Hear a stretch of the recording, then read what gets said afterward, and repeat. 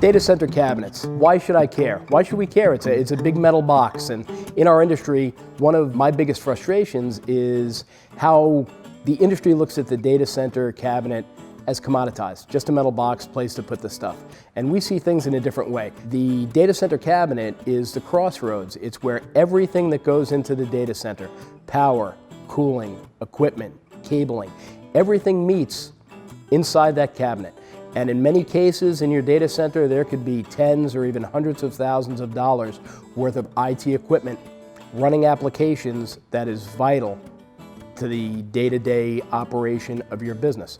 The way that we look at it, do you really want to risk putting all of that equipment in a commoditized, cheapest box that we could find? We think not. What should you consider when selecting a cabinet for your application? We use an acronym. The acronym is FACE. F, footprint. What space are we going into? How much space do I need? How much space can I use? So the width, depth, and the height of the cabinet. A, application. Think about the application. What application will be running on the equipment? Really, what are we looking to achieve? C, for cooling and for cabling. How is air going to enter the cabinet? How is air going to leave the cabinet? And how is that hot air going to be treated? More on that later when we start to talk about our containment solutions. E is the equipment. What equipment is going into the cabinet? Servers, networking equipment.